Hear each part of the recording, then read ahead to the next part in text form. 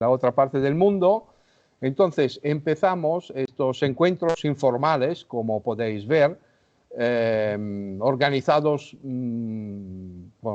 a partir de un grupo de amigos del sector, con Víctor Manuel y Paolo Bonalumi, y pensamos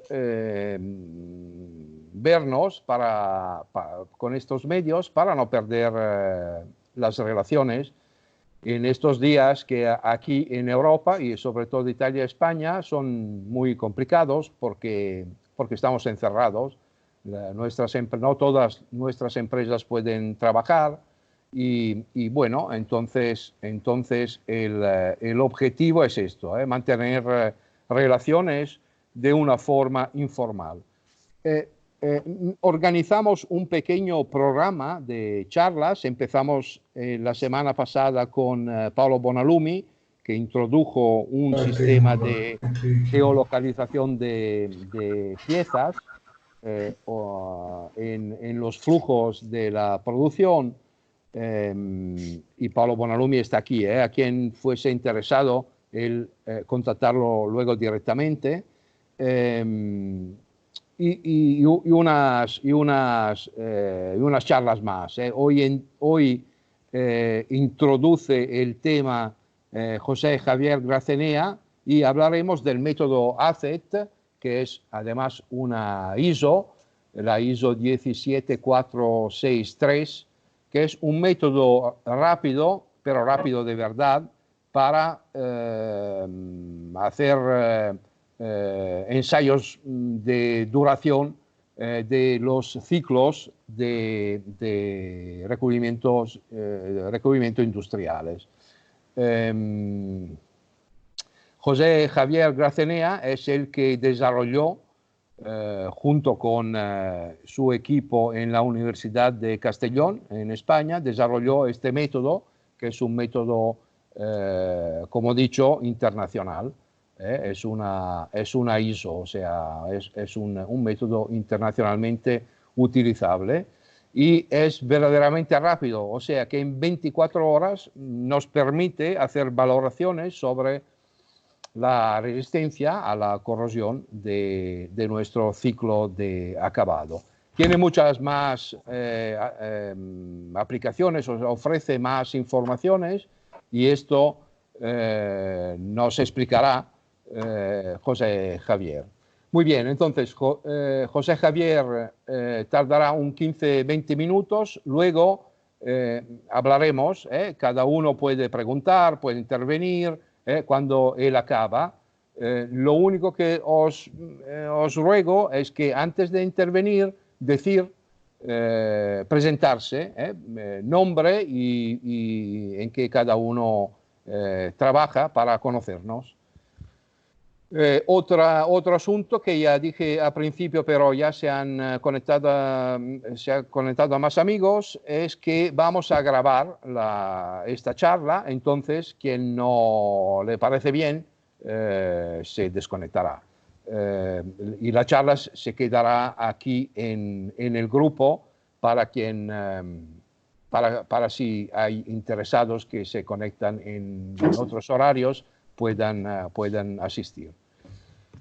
Muy bien, esto es todo. Entonces, José Javier, por favor, Sí. empezamos. Muy bien, pues buenas tardes a todos. Mi nombre es José Javier Gracenea. Hace 20 años que estoy en el mundo de las pinturas en diferentes facetas, tanto la técnica como la comercial y en algunos casos la gerencia. Y hace unos años, conjuntamente con la Universidad Jaume I, generamos esta técnica y creamos una empresa spin-off. Máximo, ¿se me oye bien cómo estoy hablando? Perfecto, para mí muy bien. Venga, pues sigo entonces. Entonces, bueno, esa técnica tuvo diferentes etapas y la más importante fue volverla una ISO. Os he enseñado el documento. Quería enseñaroslo durante la charla, pero como no es instantáneo todo, pues casi, y si va a ser grabada, pues ya la habéis visto, ya veis que tiene su ISO. Si alguno la necesita, por alguna razón me la pide y se la puedo impartir. Muy bien. Bueno, durante la charla lo que vamos a ver es un poquito el aspecto teórico y el aspecto práctico. Os voy a enseñar algunos ejemplos sencillos de entender porque tenemos que tener un poquito en cuenta que estamos pasando de una evaluación visual, porque verdaderamente la técnica puede ser ayudada de diferentes elementos o herramientas, pero al final es visual. Vamos a pasar a una evaluación numérica que no es intuitiva, ¿vale? Entonces vamos a ver los ejemplos más diferenciadores donde podemos apreciar un poco por lo que es lo bueno y lo malo. En el intermedio yo os explicaré y hay otros rangos. Bueno, la conferencia o la charla va a tener una introducción, donde explicaremos el contexto, va a tener una parte técnica, hablaremos de algunos casos que son prácticos, que hemos trabajado con empresas y finalmente concluiremos algunas cuestiones que me gustaría comentar con vosotros. En lo que se refiere a la introducción, vamos a ver primero un poquito lo que es la introducción, ¿no? La corrosión genera muchos gastos. O sea, la fuerza motriz en el mundo verdaderamente es la economía. Si nosotros tenemos corrosión, las cosas se estropean, eso requiere más mantenimiento, requiere renovaciones y eso cuesta dinero. Aparte de que existen también daños humanos colaterales. Nosotros cuando afrontamos un problema podemos afrontarlo de dos maneras diferentes. Podemos, estudiar el mecanismo y ver cómo disminuimos o cómo actuamos sobre ese mecanismo, y otra de las maneras es la que generalmente utilizamos y que en la empresa se utiliza mucho, y es la protección. Yo cuando salí de la universidad yo pensaba que para solucionar algo había que entenderlo, y luego me di cuenta cuando llegué a la empresa que no necesariamente es así. Hay veces que no es necesario entender una cosa para solucionarla, lo importante es solucionar, ¿vale? Aquí tenemos el mecanismo de la corrosión, donde, independientemente de todo lo que aparece ahí, es que de un metal aparecen sus óxidos. Y estos óxidos, al final, lo que hacen es generar una deslaminación del recubrimiento. Esa deslaminación es lo que genera la pérdida de adherencia y el fallo. A partir de este punto, por ejemplo, que vemos aquí, donde vemos una deslaminación en la parte más o menos derecha, es donde el recubrimiento rompe y finalmente la corrosión entra desde ahí y se expande a todo lo que es la pieza o el material. Con relación a la técnica, podemos decir que nosotros necesitamos medir cosas. Las cosas deben ser medibles, o sea, nuestras técnicas deben ser evaluables. Estas técnicas tienen que imitar la naturaleza. Tenemos que asemejarnos lo más posible a la naturaleza. Lo que pasa es que en la naturaleza tenemos un conjunto complejo de factores. Por lo tanto, lo que tenemos que hacer es separar esos factores y estudiarlos. Por ejemplo, nosotros sabemos que la intemperie, y para eso se hicieron los ciclos combinados, consta de humedad y luz, por decirlo de alguna manera, ¿vale? Aparte de otros factores agresivos o erosionantes como es el viento que porta la arena, ¿vale? Pero lo que tenemos que hacer es dividir en factores.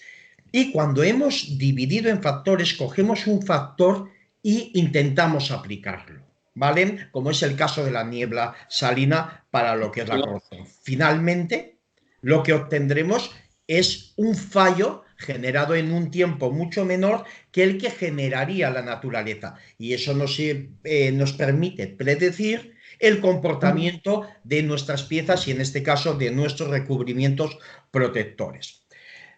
Test tenemos dos. Tenemos los test convencionales, que serían los que podemos entender más o menos como visuales. Estarían los test estáticos y los test dinámicos, lo que sería un test combinado y un test que no tiene combinación y es singular. Por ejemplo, estaría la cámara de niebla salina.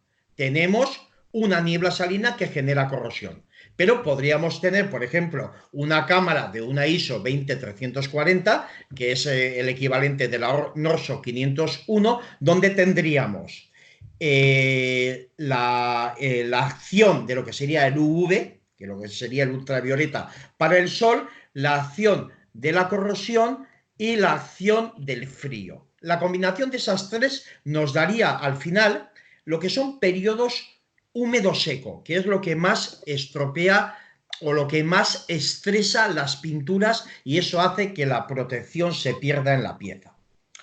Por ejemplo, aquí tenemos una evaluación visual, como la que hacemos de la niebla salina. Por ejemplo, en una primera parte tendríamos el grado de cracking, en la segunda foto tendríamos, por ejemplo, un blistering, y luego en la segunda, una vez se ha quitado la pintura, que por ejemplo esto en la ISO 12944 es normal, tendríamos el grado de corrosión.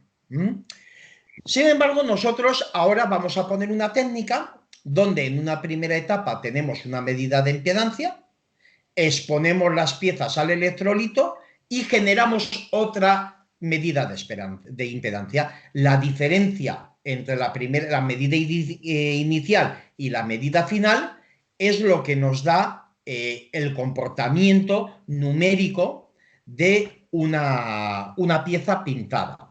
Luego lo que queremos hacer es correlaciones numéricas entre el comportamiento en niebla salina y el comportamiento en impedancia. La impedancia es una resistencia en corriente alterna. Las resistencias o los elementos eléctricos que son resistencias son en corriente continua y la impedancia es una resistencia en corriente alterna. Un poquito intuitivo. Si el recubrimiento no está dañado, todos entendemos que será más aislante, porque no tendrá poros, aunque un material siempre tiene poros, ¿vale? Sean menores o mayores. Entonces, si no tiene poros y es totalmente aislante, la resistencia será muy grande, el comportamiento muy bueno. Si este material está dañado y tiene poros, su resistencia eléctrica será menor y su comportamiento anticorrosivo menor.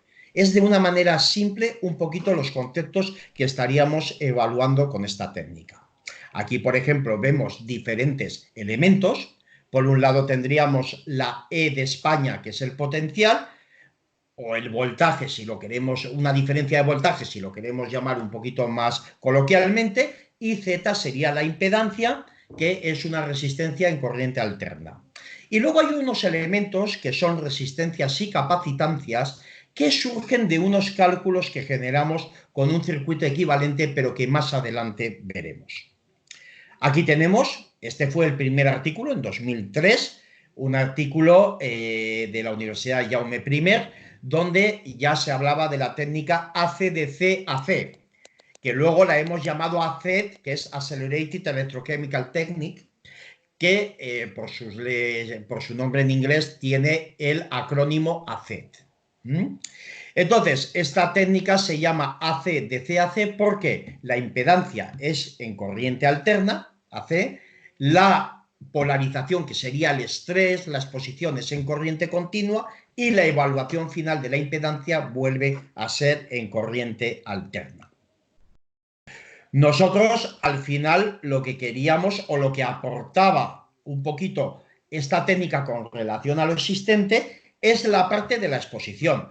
Impedancia en recubrimiento se ha hecho de siempre. Es una impedancia, os comento un poquito cómo es el ensayo, donde yo, por ejemplo, cojo una plancha, que luego veremos cómo se trata, cómo se pone el electrolito y cómo se miden las cosas, pero una impedancia es, yo mido la resistencia en corriente alterna, lo que sería la capacidad un poquito de protección del recubrimiento. Claro, la cuestión surge, bueno, si yo hago impedancia, ¿estoy viendo la capacidad protectora? No, verdaderamente no. Estoy viendo un estado inicial de un recubrimiento. Por lo tanto, esta técnica lo que aportaba era el estrés a través de un potencial para que pudiéramos ver cómo se manejaba o cómo se comportaba el recubrimiento. Y finalmente nosotros tenemos una última medida de impedancia, que luego ya veremos que es por ciclos, donde mediremos el comportamiento final. Entonces, si yo tengo un comportamiento final, le someto a un estrés, al final electroquímico, y veo el comportamiento final, probablemente yo podré saber cuál es el comportamiento anticorrosivo de ese recubrimiento. Aquí tenemos un poco el concepto general. Medida inicial, un estrés que llamaremos polarización catódica. Después de ese estrés vamos a dejar que la plancha o la pintura o el sistema pintura-pieza se relaje un poquito para que se pueda ver el daño y finalmente medimos ese daño. Esto lo repetiremos durante 6 ciclos. Un poquito el concepto es el siguiente. Si yo cojo y mediante electroquímica genero esta reacción que veis aquí, que la polarización es eso, ¿vale? Ahí veis, por ejemplo, cathodic delamination, ahí veis una delaminación catódica.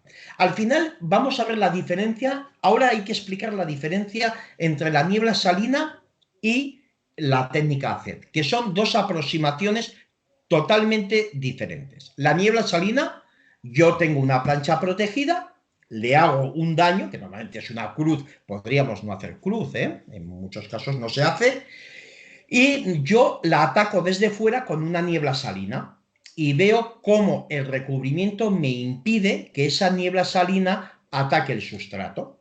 Esa es la aproximación exterior.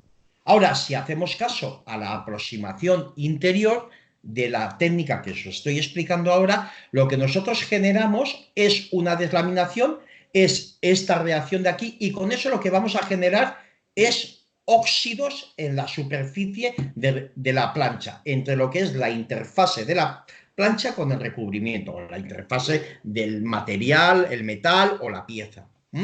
Entonces, con ese estrés vamos a ir viendo cómo se comporta el recubrimiento.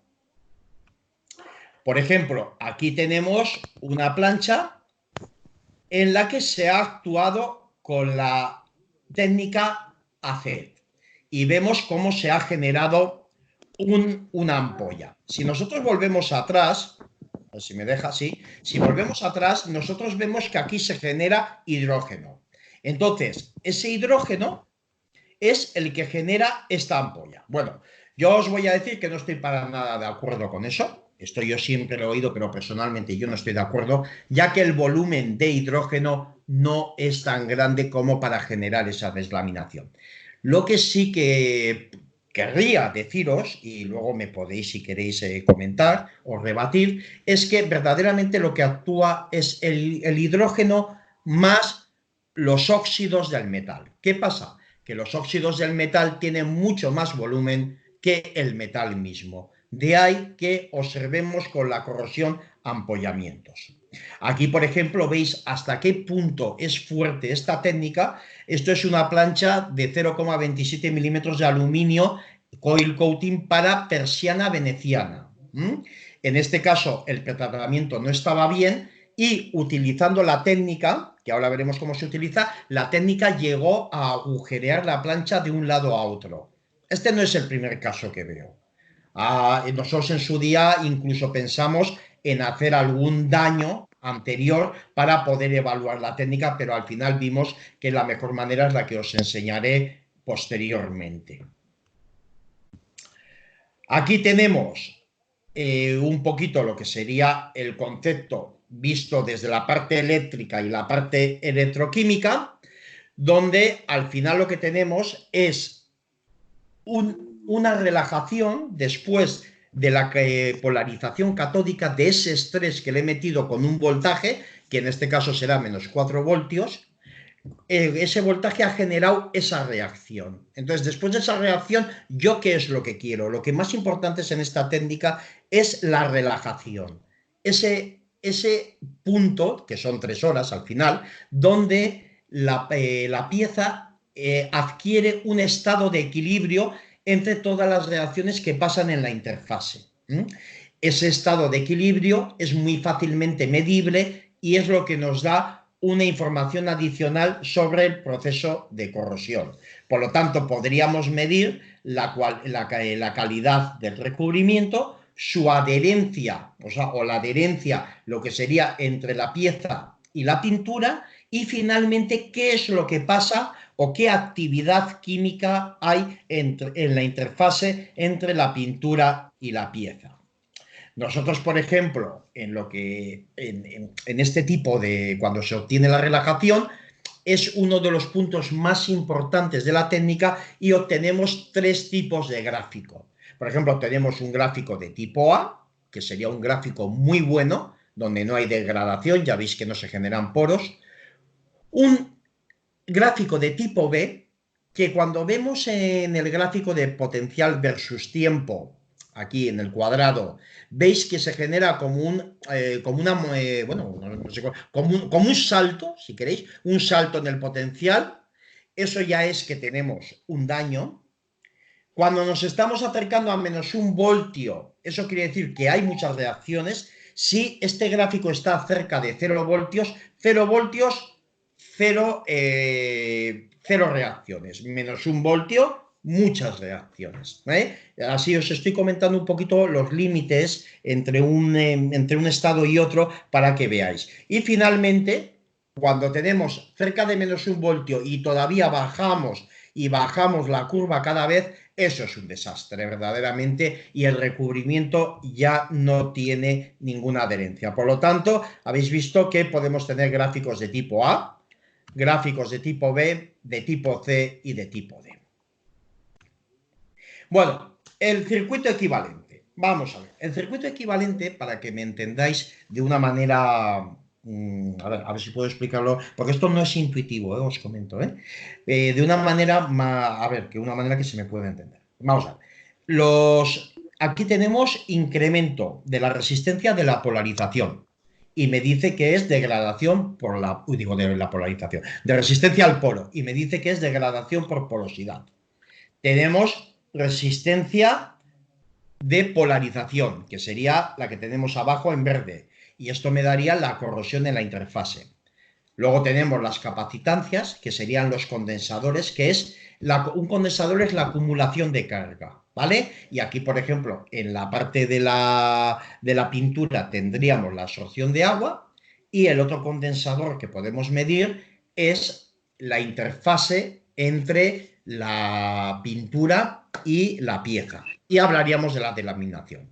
Si yo tengo un condensador grande, ese condensador necesita un espacio para almacenar carga. Por lo tanto, si a mí el valor de la condensación o el condensador o la capacitancia, si queréis mejor, de la doble capa, double layer, por eso ponéis DL, quiere decir que para almacenar carga se me han tenido que separar el recubrimiento y la pieza. Por lo tanto, ya está deslaminado. ¿Veis? Son parámetros eléctricos que los asumimos como reflejo de características físico-químicas que aparecen en el recubrimiento. Nosotros aquí, al final, un poco, perdón, no sé por qué me falta una diapositiva, o sea, una foto. Al final lo que os he contado es lo que os he dicho. Son dos maneras de aproximar. Una es a través de la electroquímica, un poco la parte de arriba, donde nosotros generamos esa reacción. Y otra posibilidad sería una niebla salina, como nosotros conocemos. Ahí veis el esquema, donde el recubrimiento intenta que esa reacción no pase. Una es externa y otra es interna, como os he comentado anteriormente. Un poquito, aquí vemos cómo la niebla salina lo que al final nos da es una... O sea, nosotros... A ver, vamos a ver si paso poco tiempo en esto. A ver, nosotros que una cosa le pongamos 0 malo, 1 bueno, 2 muy bueno, 3 y así hasta 5, como hacemos, eso no significa que sea numérico. Eso es un ranking. Y las cosas que son rankings no son numéricas. Numérico es una cosa que cambia continuamente. Por ejemplo, valores de capacitancias y impedancias o resistencias. La niebla salina podemos decir, pues mira, esto tiene un grado de blistering, de corrosión, pues 1, 2, 3 o 4. No, en la técnica electroquímica obtendremos valores, y esos valores que cambian continuamente o de manera continua nos permitirán hacer correlaciones numéricas que hoy justo no las vamos a ver. Claro, esto cuando empezamos la empresa había que demostrar a la gente que esto era viable, porque la gente tiene cámaras de niebla salina. Entonces, si yo tengo una cámara de niebla salina, bueno, yo te enseño esta técnica y te digo, bueno, lo que antes te costaba 6 meses, que es el peor caso que existe, que es para C5, bueno, hoy me han dicho que se llama C5X, que es offshore, hemos trabajado mucho para los generadores offshore y esos son 6 meses de ensayo. Claro, estos son 24 horas, ¿vale? Aquí, por ejemplo, en el esquema este que tenemos, tenéis una comparación de niebla salina y de química y de ensayo electroquímico. El equipamiento en un lado veis que es neutra, cámara de niebla salina neutra, y en el otro lado es equipo electroquímico. Veis cómo el volumen que ocupa uno y otro son muy diferentes. El tiempo de exposición en la niebla salina es de 1000 horas y en electroquímica es de 24 horas. Veis un poco los consumos, los de agua, de sal, la amortización de los equipos y la electricidad. Y al final, si tenemos todo en cuenta, un ensayo de 1000 horas nos cuesta 6,17 euros por panel, por cada plancha que metemos. Y en electroquímica, ese ensayo nos cuesta 4,98 euros. Hemos entendido que el equipo de niebla salina estaba amortizado, que es el caso más normal. Si no estuviera amortizado, por supuesto, la niebla salina sería todavía mucho más caro. Por lo tanto, aquí veis un poquito la viabilidad económica. Os voy a contar una cosa que nos pasó cuando empezamos con esto, y es que el plan de empresa de la sociedad que generamos, o de la empresa, tenía contemplado la venta de equipos y la venta de servicios. Como esto fue hecho antes de 2009 y en 2008-2009 nos cogió la crisis, la gente solo accedía a los servicios, nadie quería invertir en el equipo. Es un poco lo que nos pasó, ¿vale? Por mucho que enseñáramos este test, o sea, para que os hagáis una idea, íbamos a una empresa, oh, qué bien, nos gusta mucho la técnica, ¿cuánto es? X, ahora no merece la pena comentar el valor del equipo. Ah, no, pues entonces ya no es tan importante que sean 24 horas, podemos esperar 6 meses que la niebla salina está amortizada ya y no genera gastos tan grandes. Es un poquito lo que nos encontramos, ¿vale? En aquel entonces, hoy esto ha cambiado un poco, pero veis un esquema un poquito de la bondad de cada técnica y veis cómo, incluso sin tener la ISO, el área que ocupa en el esquema la técnica electroquímica es más grande que la de la niebla salina, por lo tanto estaríamos en una situación mejor. Y hoy en día la parte de estandarización, de normalización, habría que llegar hasta el vértice del Pentágono, porque verdaderamente hoy ya está normalizada, ¿vale? Esto para que os hagáis una idea. Ahora os voy a contar un poco cómo era el sistema de medida y luego os voy a decir qué ha cambiado desde que nosotros lo hicimos hasta ahora, ¿vale? Os voy a decir que nosotros ya no vendemos directamente equipos, a menos que se nos pida que asesoremos y digamos qué equipos son los que hay que comprar y cómo. Pero en aquel entonces estábamos en un punto donde aquí veis el equipamiento, aquí veis un software que nosotros hicimos en aquel entonces. La empresa se llamaba Mezco, era Mediciones y Corrosión, el software sigue siendo suyo y así lo queremos mantener, y las celdas que patentamos en su día para que fuera un equipo muy compacto. Aquí tenemos una plancha normal, la que la referenciamos y la limpiamos. A continuación, quitamos una parte de la pintura en la esquina superior izquierda para insertar el electrodo, localizamos la zona de trabajo, más o menos que el espesor sea constante, delimitamos la zona de trabajo con una cinta especial anticorrosiva, ponemos todas las celdas con los electrodos, veis las planchas en la parte inferior y al final pasamos a la medida, que sería este el conjunto que podemos ver. Teníamos un software, que voy a pasar de este software y os voy a contar lo que ha cambiado desde entonces aquí. Bueno, yo no voy a decir el nombre del equipamiento, pero la gente que pueda andar en universidades y así lo conoce muy bien, y la gente que trabaja en electroquímica, en la industria también, pero hay una marca de equipos que una vez salió nuestra ISO, cogió e implementó en su software de tratamiento de datos electroquímicos tanto el circuito equivalente como los datos que os enseñaré a continuación. hacen referencia a la ISO que nosotros pusimos y hoy en día todo ese software que os iba a enseñar y que nosotros hicimos en su día ya no es necesario. Las medidas son directas en el equipo. Hay una cosa que ha cambiado mucho y es muy importante, y es que había una parte del circuito equivalente que había que saber de electroquímica para hacerlo, para hacer unos cálculos, ¿vale? Hoy en día eso ya no es así. Hoy en día el aparato ya está programado, el aparato de esta marca tan conocida ya está programado y automáticamente él te los da. Por lo tanto, antes los aplicadores, el problema que veíamos es que de electroquímica sabe poca gente. Es una cosa muy pequeña en comparación no sé, a otras áreas de la química. Pero lo que no se le podía pedir es que a un aplicador o a gente que estuviera haciendo otras cosas se pusiera a aprender electroquímica. Bueno, pues eso ya se ha solventado y hoy en día esta técnica se puede utilizar con muy pocos conocimientos. De hecho, yo personalmente a alguna empresa en Italia, concretamente, he ido a darle un seminario de 2 días.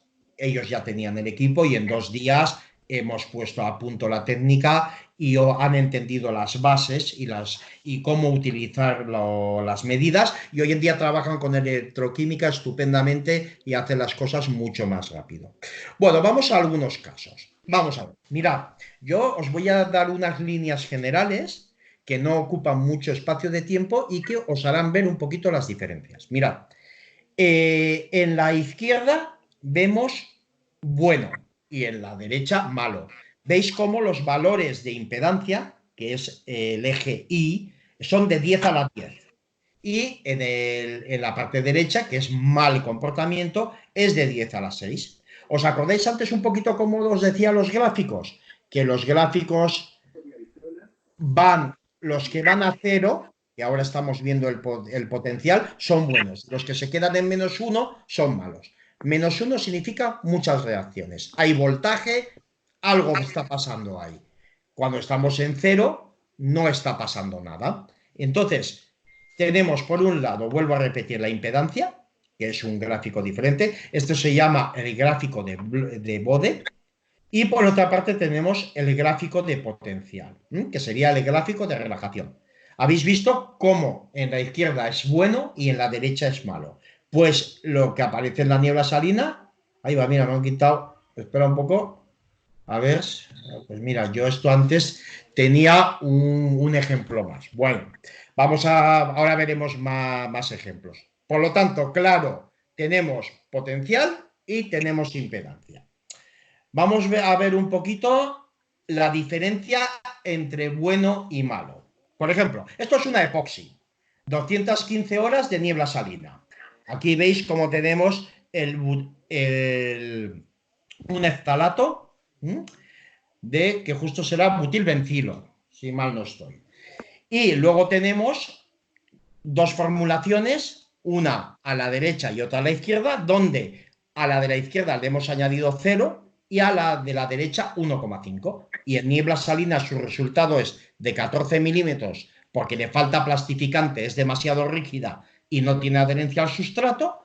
Y en la derecha le hemos añadido 1,5% de plastificante y ya presenta mucha más adherencia. Vemos cómo pasa la deslaminación de 14 a 5 milímetros. Y un poquito para que veáis el concepto, es que en la parte de la derecha ya no tenemos esa deslaminación, el potencial está cercano a 0, y eso es porque el recubrimiento no deja que haya reacciones de electroquímica, reacciones de corrosión en la interfase, y en la parte derecha tenemos -1. Hemos dicho que -1 voltios era mucha reacción, mucha electricidad, ahí pasaban cosas. Un poquito para que veáis bueno y malo. Vamos a ver. Ahora os voy a explicar un poquito los números. Yo ahora me gustaría que os fijarais en que tenemos un primer, una imprimación de cromo, una imprimación de óxido de hierro normal, una imprimación de minio, que sería el anticorrosivo de plomo, y una imprimación de fosfato. Entonces, nosotros lo que vemos aquí, o lo que se puede ver un poquito aquí, es que por una parte el mejor comportamiento se estaría en el primario de cromo, donde nosotros vemos cómo la diferencia entre la parte alta, que sería la impedancia máxima, y la parte baja, que sería la impedancia mínima, lo que sería Z máximo y Z mínimo expresado en ohmios, nosotros vemos cómo la diferencia, que sería delta de Z en ohmios, es de 39. El siguiente que vemos es el de minio, 48. Y luego tendríamos, por un lado, el efecto barrera de una imprimación de óxido de hierro muy cargada, con mucho óxido de hierro haciendo barrera, y por otro lado tendríamos más o menos parecido, porque los valores son muy parecidos, una imprimación de fosfato de zinc. Entonces, viendo un poquito los valores de delta de Z, que son unos cálculos que se hacen y que ya os digo que hoy en día no hace falta hacerlos, los hacen los aparatos automáticamente, vemos cómo al final el primario, la imprimación de cromo es la mejor, y a continuación tendríamos la de minio de plomo, que también sabemos que es buen anticorrosivo, y luego ya estarían los óxidos y los fosfatos de zinc. Esto es un poquito para que veáis. Abajo veis la cantidad de horas de niebla salina que se han obtenido y veis cómo más o menos se correlacionan con los parámetros electroquímicos. Yo sé que no es sencillo ver esto, ¿vale? Por eso estoy intentando daros solo 2 o 3 ejemplos. Aplicado a aeronáutica, por ejemplo, veis izquierda, ¿os acordáis cómo los gráficos de impedancia Z, cuanto más arriba eran mejores y cuanto más abajo y curvados peores? Pues ya veis, en la izquierda tenemos para arriba un gráfico recto, 3000 horas. En la derecha tenemos un gráfico que es curvado hacia 10 a la 6, que es mucho menor, y tenemos blistering, 1200 horas.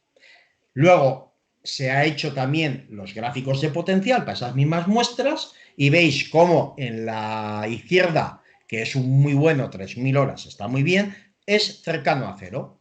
Y en la derecha, que ya no es ni mucho menos tan bueno, y justo para lo que se quiere es bastante malo porque es aeronáutica. Estas fueron las pruebas del Airbus A380.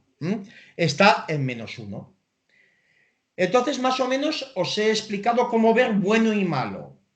Hay cosas en medio, ¿vale? Pero yo pienso que son bastante complicadas, son casos particulares, y para una primera charla me parecía un poco excesivo. Por lo tanto, como conclusiones podemos decir que la CET, la técnica CET, permite el comportamiento, predecir el comportamiento anticorrosivo en 24 horas de ensayo. Provee de resultados cuantitativos para que podamos hacer correlaciones matemáticas. Estas correlaciones matemáticas hay que estudiarlas por segmento, no son generales, ¿eh? No puedo tener las mismas correlaciones, o sea, puedo tener la misma técnica, puedo hacer la misma interpretación para todos los recubrimientos, pero una correlación matemática que yo utilizo, por ejemplo, en aeronáutica, no me vale para pintura en polvo, ¿vale? Son sistemas diferentes que hay que tratar diferente. La utilización del circuito equivalente me permite ver capacitancias y resistencias. Las resistencias me dicen cuáles son las reacciones de corrosión. Las capacitancias me dicen dónde se almacenan las cargas. Y hemos dicho que si se almacenan las cargas es que había espacio. Si hay espacio entre el recubrimiento y la pieza, es que ha habido reacciones de corrosión y hay productos que me están separando y deslaminando. Por lo tanto, podemos decir que es una herramienta muy útil. Alguna persona me ha comentado enseguida, cuando veía este tipo de charlas o conferencias, me ha dicho, bueno, pues ya no hace falta niebla salina. No, eso no es así. Primero, allí, por ejemplo, la 12.944, la ISO 12.944, no habla de electroquímica. Por lo tanto, tú no puedes homologar en esa norma si utilizas electroquímica. ¿Para qué vale la electroquímica? Pues si estás probando muchos sistemas, el primer descarte, saber cuáles son los buenos y los malos, o si estás formulando recubrimientos, puedes saber enseguida cuáles son los buenos y los malos. Entonces avanzas con la CED todo lo que puedes rápido. En vez de esperar 6 meses, en 24 horas avanzas. Y ya cuando está definido el producto, ya entonces le haces una niebla salina de 6 meses para las conclusiones y homologaciones. Por lo tanto, hemos quitado todos los 6 meses intermedios. Pues más o menos esto era lo que os quería comentar y os doy las gracias por haberme escuchado. Muchas gracias, Javier. ¿Se me oye? Sí, yo sí. Perfecto. Muchas gracias. Muy, muy interesante. Es complicado para quien como yo Sí, no conoce, sí, no es un químico, pero se ha entendido. O sea que con dos parámetros, voltios sí, y ohm, tú sabes ya en pocas horas sabes valorar una pintura o un ciclo sí, de recubrimiento y seleccionar. Entonces, esto cuando hay que ponerse a diseñar un ciclo nuevo para ofrecer a un cliente, sí, esto ya puedes hacerlo en el mismo día.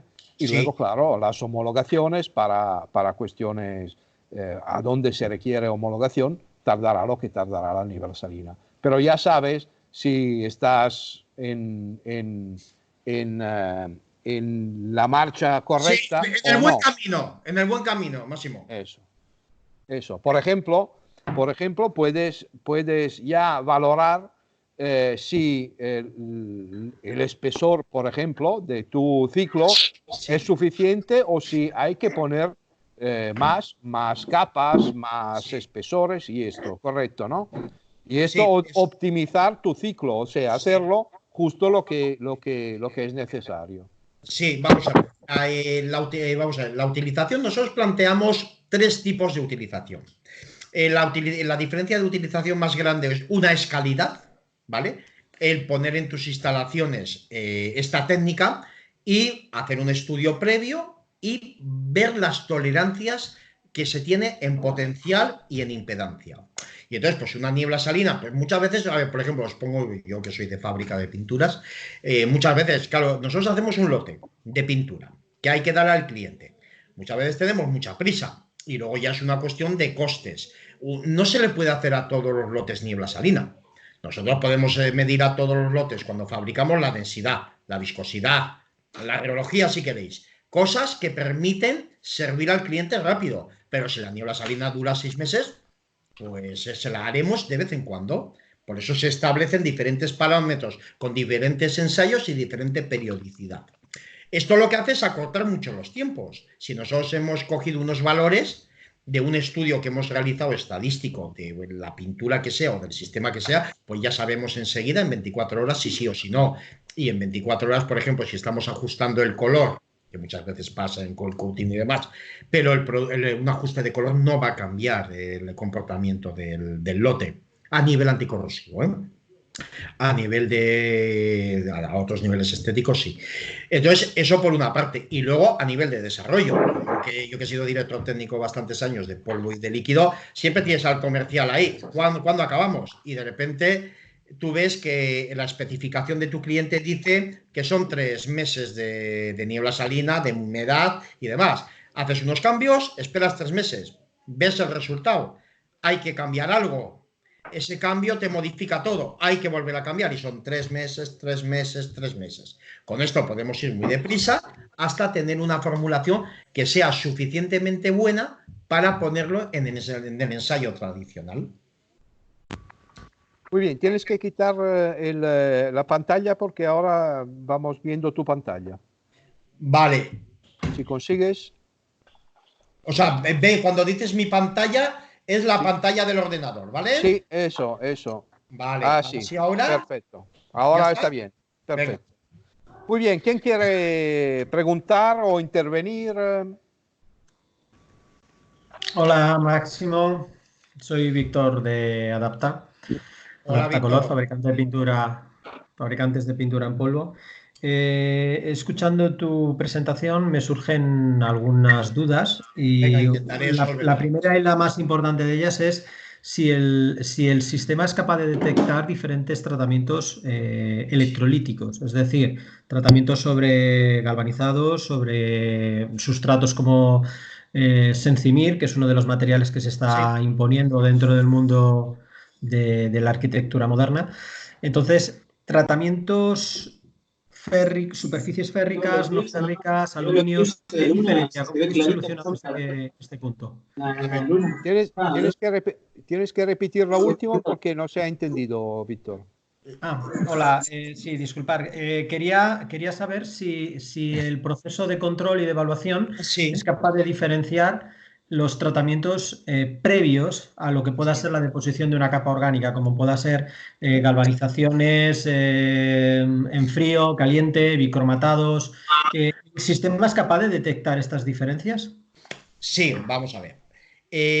Tú me estás hablando un poquito de, sí, de la parte electrolítica, ¿vale? Luego hay otra parte también que la de conversión, o sea, pues son los grandes, Sí, todo sí, lo que serían claro. los tratamientos, ¿vale? Porque yo al final puedo coger un galvanizado y pretratarlo. Bueno, de hecho puedo, no metes se pretrata antes de pintar. Espero que estés de acuerdo en esto, Víctor. Entonces, esas cosas son un poquito las que quedan más así, ¿no? Siempre es la pregunta constante. Vale, yo diferentes sustratos sí. Claro, el galvanizado y el electrolítico son diferentes sustratos, verdaderamente, porque tú al final lo que mides es la capa, o sea, tú mides la interfase entre la capa de pintura y la capa final del pretratamiento. Por eso esta técnica es capaz de diferenciar las propiedades anticorrosivas de pretratamientos conjuntamente o de pretratamientos o diferentes tratamientos, como puede ser un electrocincado o un galvanizado, en piezas. ¿Te he O sea contestado, que Víctor? interpreto que el sistema funciona independientemente de sobre qué sustrato se esté realizando, ya que la Sí, sí, naturaleza sí, del sí. sistema se basa en medir la resistencia de ese flujo eléctrico Eso. a acumularse o a disiparse, ¿no? Sí, vamos a ver, para que no, para a ver si soy más claro. Nosotros hemos trabajado sobre galvanizado, electrocincado, acero inoxidable, cobre, acero al carbono y ahora al aluminio, evidentemente, miles de aleaciones y sobre todos esos sustratos. Claro, la medida lo que sí que hace un poquito es distorsionarse.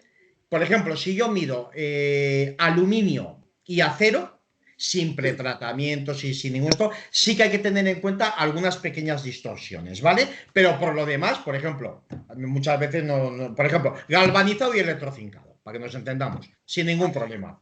Galvanizado con 4 pasivados diferentes y la misma pintura, sin problema también. Ok, muy bien, he comprendido, gracias. Venga, a ti, Víctor, hombre. ¿Otras preguntas o intervenciones? Hola, buenas tardes. Buenas tardes. Buenas, mira, yo soy Dani, trabajo en Pinturas Cordobés, somos una empresa de aplicadores. Sí, Estamos sí, sí, el aquí, otro día estuve con un compañero, estuvimos aquí con un compañero tuyo. estamos aquí en Manresa, en Barcelona, Sí. y ya he entendido que tú puedes realizar el ensayo tanto encima de acero al carbono como acero galvanizado, Sí, proyección térmica, de zinc aluminio, de aluminio sí, sí, sí, sí. solo, etc. La pregunta es, respecto a la 12944, Sí. ¿está homologado? No, Los resultados de este ensayo equivalentes a niebla salina son muy ajustados realmente, es decir, me da un valor muy real de comparado con niebla salina si estamos muy cerca de las 1440 o de las sí, por 1000 o ejemplo. las Sí, 2000. sí, sí. Sí, vaya, perdona, que te estoy interrumpiendo. Acaba No, la pregunta. Vale, vamos a ver. Vale, ese es uno de los ejemplos que siempre se pregunta. Y el otro ejemplo es Qualicoat, más de 1000 horas, menos de 1000 horas. Ya está. Son las dos cosas que se preguntan siempre, ¿vale? Con relación a esta técnica. Os comento lo que ha sido nuestra experiencia hasta el momento.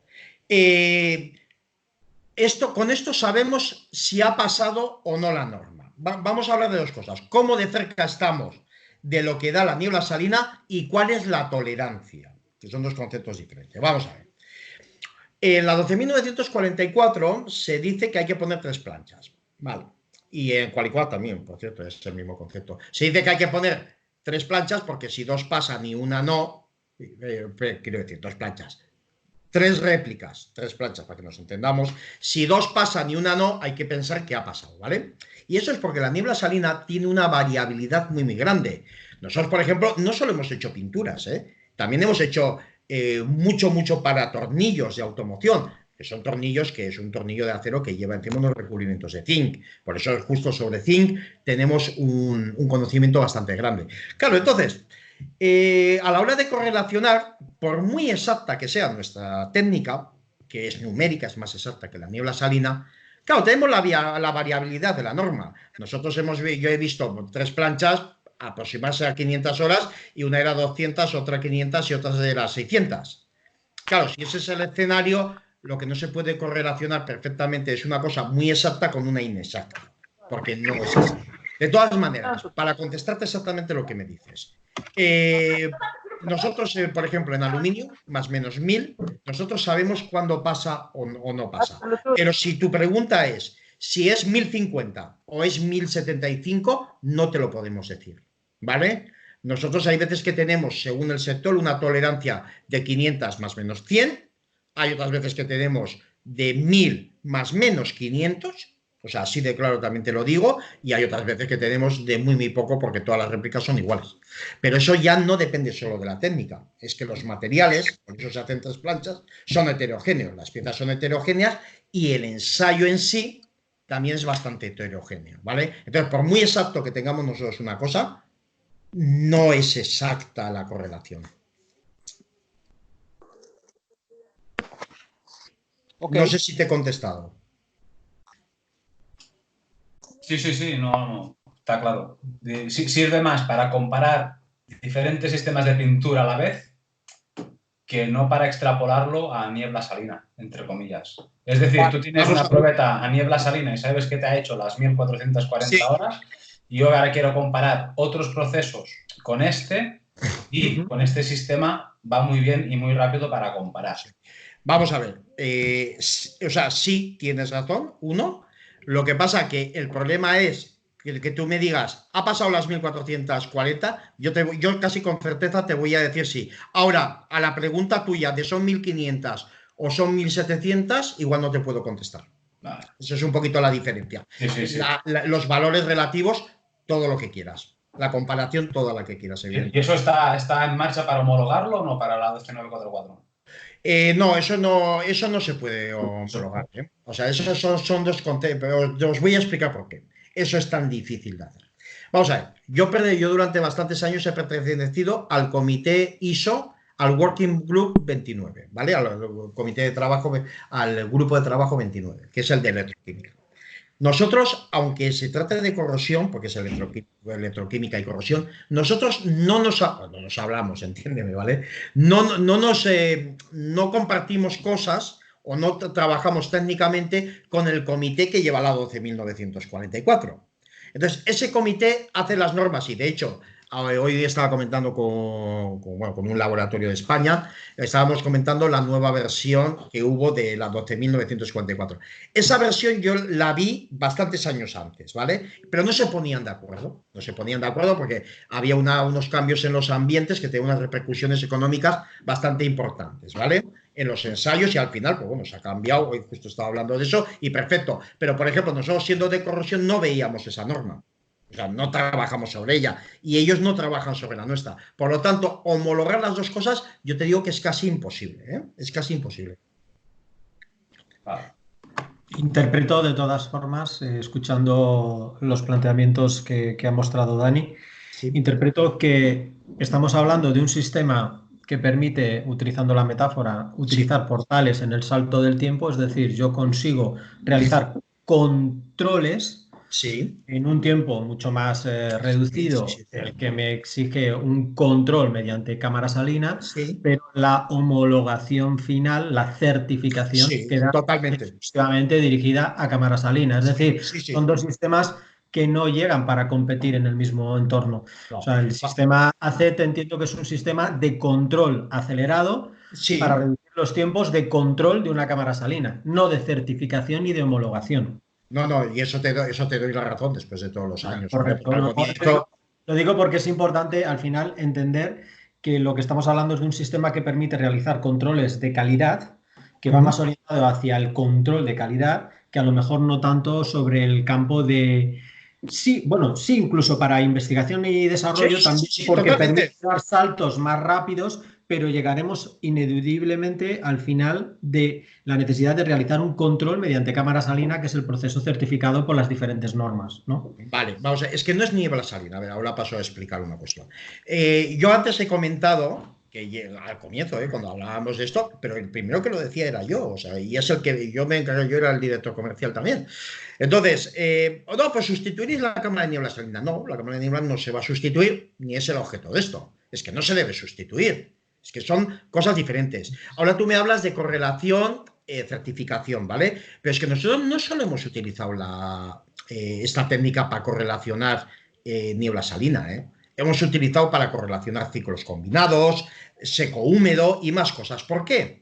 Porque, por ejemplo, tú al final lo que haces, me da lo mismo que sea con cámara de humedad, me da lo mismo que sea niebla salina, o me da lo mismo que utilices un cold check o algún otro ensayo. Si me los juntas todo, tú al final lo que quieres ver es cómo protege el recubrimiento, ¿vale? Y yo lo que te estoy haciendo es forzar una reacción dentro para ver el comportamiento del recubrimiento. Entonces, son equivalentes en el concepto. Lo que pasa es que yo, por ejemplo, yo no sé, tengo una VD, la VD de Volkswagen, la que implica seco, húmedo, y, o sea, es condensación, seco, cámara de niebla salina y frío también me parece. Ahora no me acuerdo perfectamente. Es que eso no se va a homologar con esta técnica en la vida. O sea, pero en la vida se va a homologar. Es que no lo van a dejar. Y luego tenemos otro problema también, y esto hay que entenderlo. Yo os he enseñado, hay unos números en unas tablas, y yo espero que sepáis que tengo muy buena fe y no os cuento mentiras. Pero yo os enseño una cámara de niebla salina, o sea, una pieza de niebla salina a cualquiera de aquí, la veis y me decís sí o no. Yo os enseño los números y me decís, vale, pues nos parece estupendo. Ahora me lo traduces, por favor, y veo. Entonces, hay unas cuestiones que a mí me parece que van a hacer imposible. Yo esto no sé lo que va a pasar cuando yo ya no esté, pero a mí me parece que van a hacer imposible en el tiempo que una cosa sustituya a la otra, ni debe. Yo estoy de acuerdo con la valoración que has hecho, simplemente hacerte el apunte de que en investigación, no solo en calidad, también ahorramos mucho tiempo evitando largos periodos, pero al final es lo que tú decías, o sea, hago un traslado en el tiempo, o sea, acorto una cosa que iba a ser larga, ¿vale? Y yo pienso que ahí está el valor. Sí, es una activación de los plazos y de los tiempos de investigación y desarrollo. Totalmente. Muy bien, muchas gracias. Nada, hombre, a ti por estar, hombre. ¿Qué más quiere intervenir? Nada, así sí, pues ya es la hora, me he alargado demasiado, ¿verdad, Máximo? Un poquito, pero sí, bien. O sea, ya te he dicho yo que me decía que me gustaba oírme, ya te lo he dicho, no he podido evitarlo. No, pero bien porque así yo también he entendido mejor. Bueno, he intentado ¿vale? Yo, una opinión. Venga, cuéntame, Pablo. Me parece que no obstante no haya homologaciones o no haya ISO fehaciente, me parece un sistema magnífico para evitar errores que se pueden alargar en el tiempo bastante. Es decir, es un sistema muy interesante de preanálisis del problema para tener cierta certeza que vas en la dirección correcta a la hora de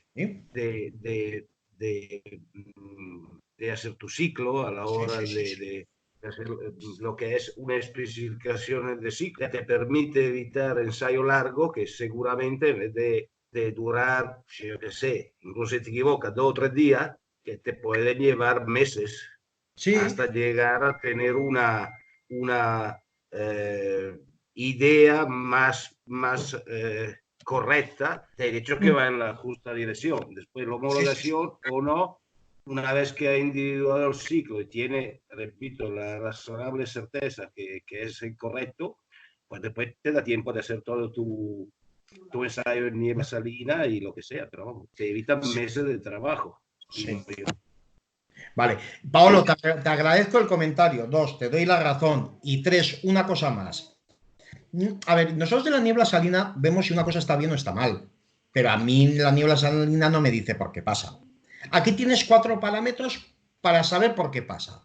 Si es porque el recubrimiento ha absorbido agua, si es porque el recubrimiento se ha deslaminado, si es porque la superficie tiene tendencia a las reacciones químicas, y si luego se han producido una degradación que me ha hecho poros en el recubrimiento. Por lo tanto, yo, o sea, básicamente lo que puedo saber es si, por ejemplo, nosotros hemos llegado a una empresa muy conocida de resinas, de pintura en polvo además, decirle, mira, esta resina, o sea, su competencia, ella, hacer el circuito equivalente y decirle, mira, a ti tu resina te falla con esta de la competencia porque esa adhiere más que esta.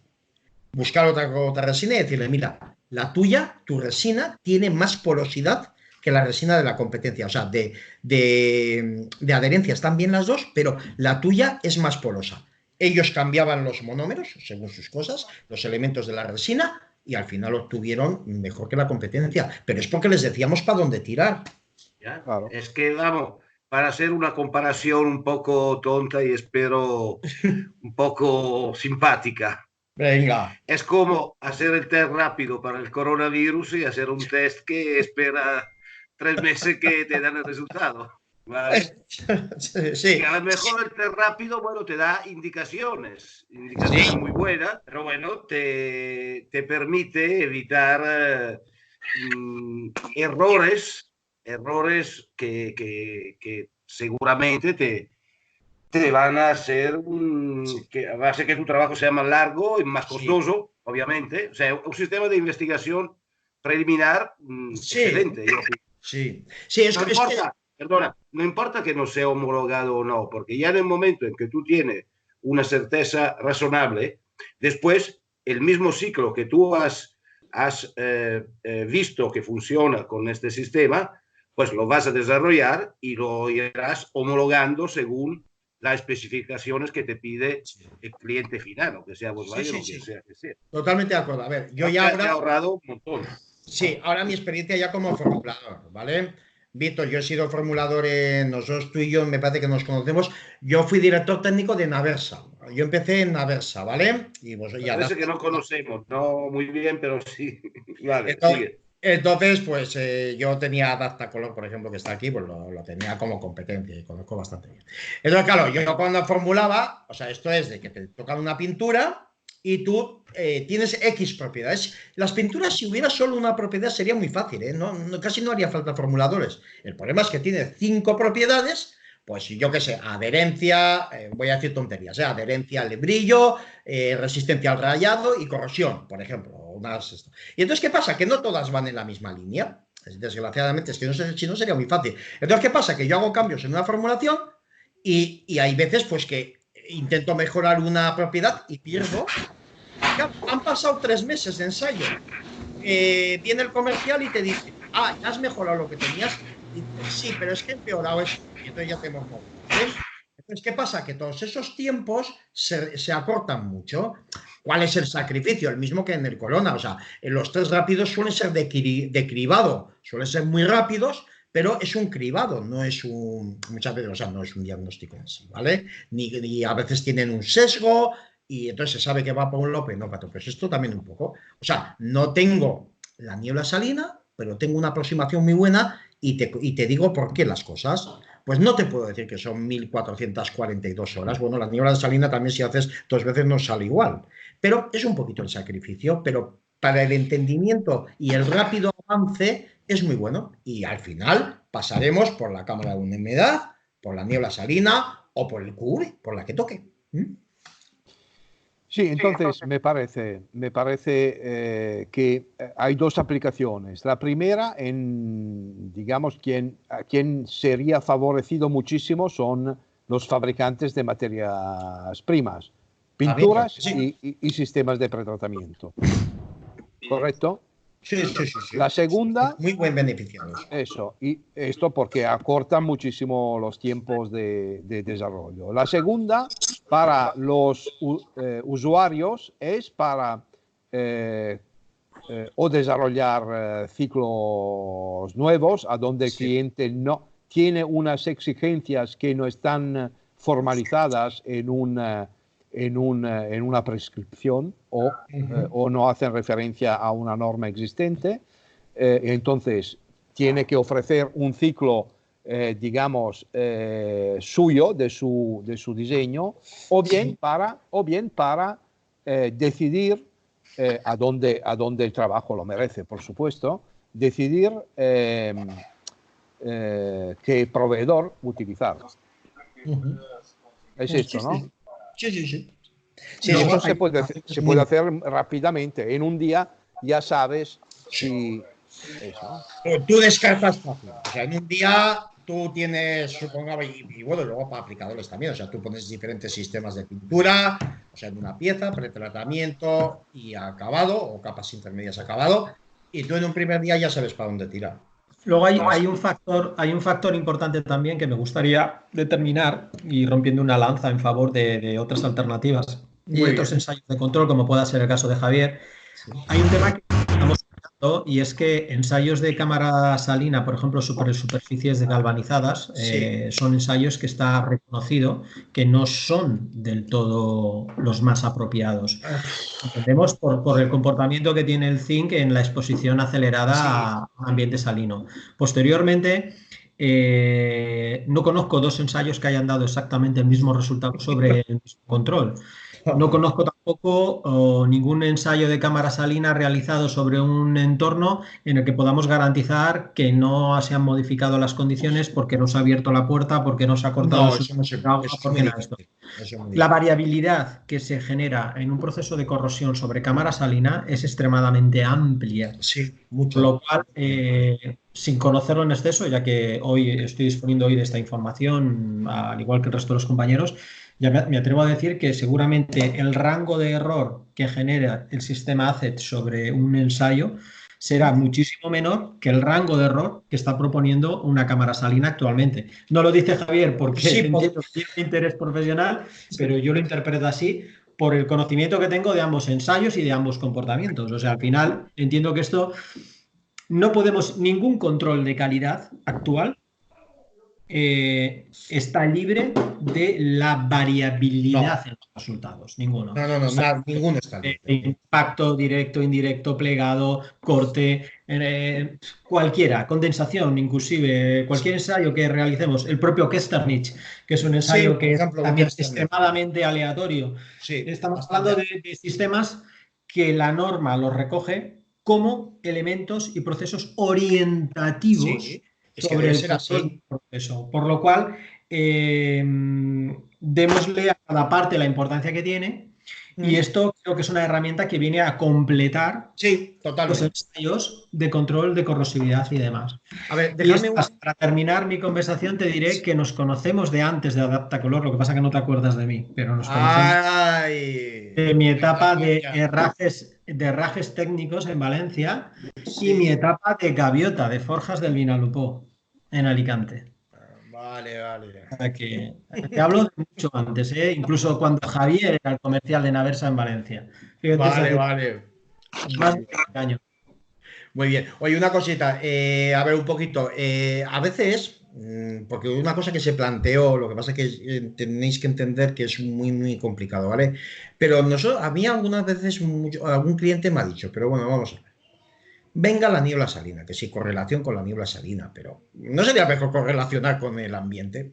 O sea, con los ensayos verdaderos de intemperie, de exposición natural. Claro, vamos a ver, os pongo un ejemplo un poco para el que no esté. Por ejemplo, cromatos y fosfatos. En una cámara de niebla salina, un cromato aguanta mucho más que un fosfato, ¿vale? Y esto es porque los cromatos se solubilizan mucho más en el medio que los fosfatos. ¿Pero qué pasa en la intemperie? Que hay fosfatos que aguantan, o sea, hay pinturas al fosfato que aguantan tanto como el cromato. ¿Por qué? Porque allí es menos intensivo y no es necesaria una disolución tan grande del pigmento anticorrosivo. Entonces, muchas veces lo que se nos planteaba es eso. Os estáis empeñando en hacer correlaciones con niebla salina cuando la niebla salina no vale. Porque se ha descubierto, como os comenta un poquito el galvanizado y otros casos, que no es lo mejor y además no responde luego a la realidad en muchos casos. Deberíais hacer contra la realidad, pero es que entonces se complica mucho más. Y por eso no tenemos correlaciones hechas, pues, por ejemplo, con exposiciones de 10 años, de 15, lo que son durabilidades altas, o ahora me estaba comentando esta mañana que ha pasado ya en algunos casos a una durabilidad mayor de 25 años, ¿vale? Entonces no tenemos hecho contra eso. ¿Por qué? Porque se complica mucho, porque depende, o sea, la niebla salina es mala para correlacionar, vale, perfecto. Pero es que entonces ya dependes del ambiente exterior y eso ya es la leche, porque no es lo mismo en Florida, por decir una tontería, donde se hacen los ensayos de intemperie, que en Albacete. Entonces ya se complicaba mucho más, ¿vale? Era todavía mucho, y esa es la razón. Pero mucha gente nos ha dicho, os estáis centrando en una cosa que no. Digo, vale, pues hacemos lo que podemos. Hola, buenas tardes.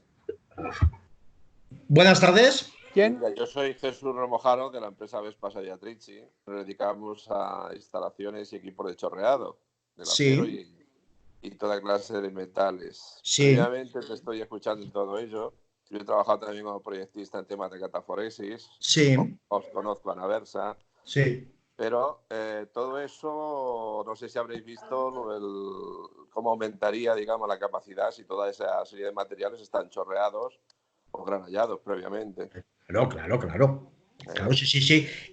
O sea, yo te hablo muchas veces de pretratamiento, pero porque la parte que conozco yo de industrial, yo conozco más la de pretratamiento que la de heavy duty, lo que son las superficies. Pero bueno, por ejemplo, a tu pregunta contesto. La electroquímica de una superficie chorreada es diferente a la electroquímica de sin chorrear. Y por lo tanto, las diferencias se pueden notar y se puede saber cuál es mejor y cuál es peor, ¿eh? Porque hicimos pruebas de chorreado también, ¿eh? Ajá. De todas maneras, también te comento un poco. O sea, si me dices, vamos a ver, ¿dónde tenéis más experiencia? Pues mira, te voy a decir en dos sectores. Pintura en polvo, en la parte de aluminio, eso está muy controlado, y aerogeneradores offshore. Y entonces eso ya chorreado, ¿vale? Sí, bueno, yo, por ejemplo, nosotros hemos hecho instalaciones para generadores. Sí. Últimamente hemos hecho la última para el grupo Grieg Sí. en Sevilla, para offshore. Sí. Lógicamente conocemos bien el tema de lo que es granallado y chorreado. Que lógicamente la gente no lo conocía mucho hasta, bueno, etapas más modernas, ¿no? Posteriores.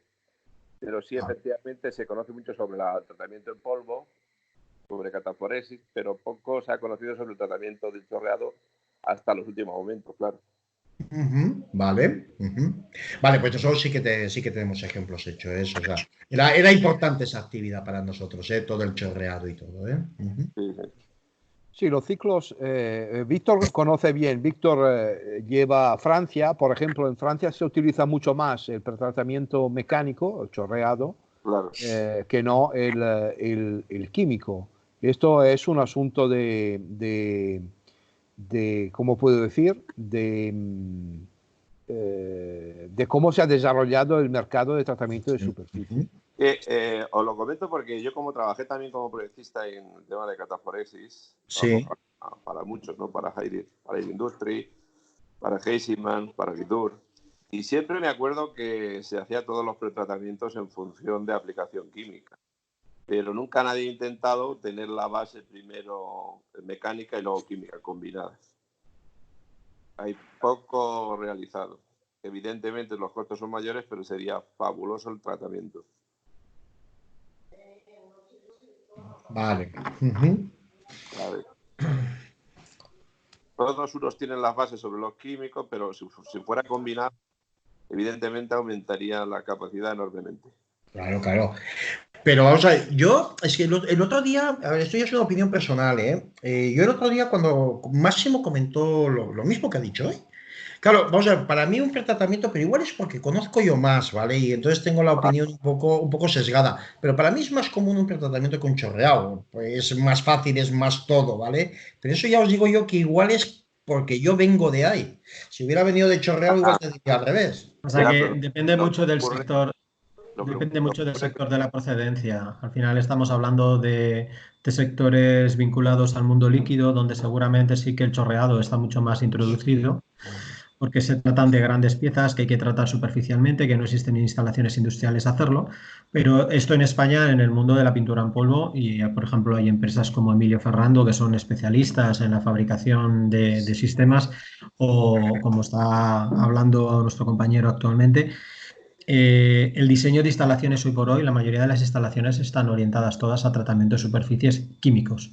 Sin embargo, en Francia es todo lo contrario. En Francia el 70% de las instalaciones son mecánicas, son chorreos, granallados. De hecho, hay un factor, el próximo jueves hablaremos de ello, hay un factor en el tratamiento de superficies por granallado, cual Steel Coat Francia tiene integrado dentro de su proceso de tratamiento de superficies el chorreado. Es decir, si no chorreas, no certificas. Ah, mira, eso no sabía yo, ¿eh? Mm. Sí, sí, sí. Lo veremos el jueves, un poco en una visión general sobre los tratamientos, pero ellos utilizan, además, de hecho, imponen tratamientos de chorreados de 2,5, incluso en algunos procesos para offshore exigen un 3, que es lógico. bastante extraño en el mundo Sí, del sí, sí, tratamiento sí. industrial. Sí. Pues lo veo lógico. Sí, sí. Sí, sí. Sí, sí, quien granalla todo, prácticamente todo lo que pinta, Cordobés. Cordobés tiene Sí. cabinas de granallado y automáticas y de chorreado neumático, porque sus piezas requieren normalmente esto. He visto también, últimamente, he visto unas líneas con granallado y tratamiento químico, y Claro. luego cataforesis, y luego acabado, o sea, y para Sería- piezas industriales, Esto que lo que por dice- ejemplo. Lo que estás diciendo tú, Máximo, sería lo adecuado, o sea, tener todos los tratamientos. Porque antiguamente, me acuerdo que en cataforesis solo se hacía fosfatación y toda la gente tiene, digamos, la mentalidad sobre esa fosfatación. Si se hiciera Sí. de mecánico también, sería fabuloso. Sí, sí, es que tú a mí me preguntas cataforesis y te digo fosfatado. Directo. Es que esa es la historia, o sea, la gente conoce un tratamiento, los que han estado en ese campo y los otros en el mecánico. Yo que están ambos, puedo decirte que si se hiciera ambos, pues sería, vamos, el máximo. Sí, sí, sin dudas. De hecho, había una especie de dicho antiguamente, en los años atrás, cuando me dedicaba al sector industrial, en el que se decía que el tratamiento no funcionaba de nada si no éramos capaces de limpiar correctamente, ya que hablábamos de etapas de conversión. Mientras existían suciedad o elementos extraños en la superficie del metal, esa etapa de conversión no se realizaba, por lo cual era mucho mejor lavar correctamente y pintar que no medio lavar, medio tratar y pintar, ¿no? O sea, al final la limpieza era extremadamente importante en los procesos anticorrosivos.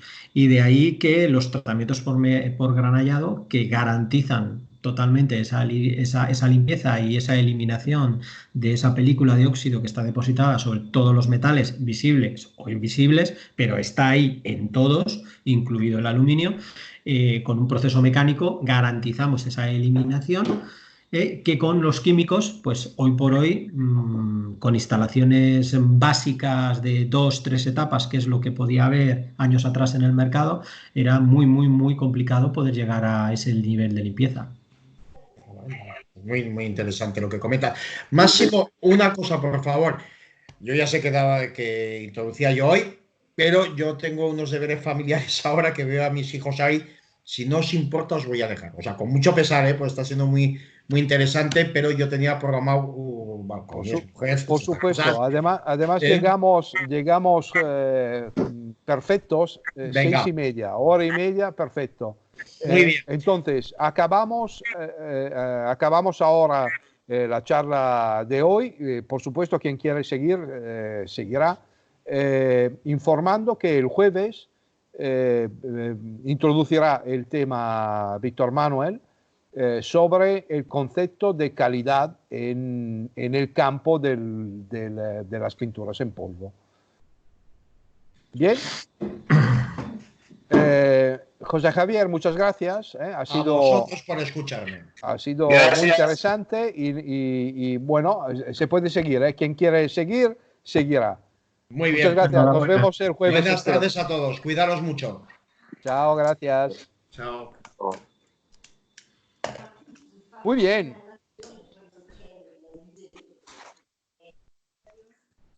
Víctor, ¿qué te parece? Bueno, yo creo que Hemos que aclarado. ha sido muy, muy interesante. Ha sido, yo creo que una charla técnica. Creo que se puede seguir profundizando en este aspecto con quizás ejemplos más prácticos. Me gustaría que Javi en otras ocasiones nos proponga quizás un vídeo de un proceso de cómo realizan estos ensayos, cómo realizan ese control, ese paralelismo de resultados. Y yo creo que es un ensayo que, repito, creo que aporta grandes opciones para poder avanzar en procesos, en el control y diseño de nuevos procesos. Creo que es algo realmente interesante. Y insisto, el tema de cámara salina, yo que he vivido, por desgracia, muchísimos ensayos y muchísimos controles, creo que es un proceso que está sobrevalorado, dependiendo del sustrato. Creo que hay otros sustratos que se utilizan también de forma indebida y creo que con este sistema podemos tener información mucho más real. Yo creo que enhorabuena a Javier y enhorabuena a la gente que ha trabajado en este proyecto. Creo que es interesante.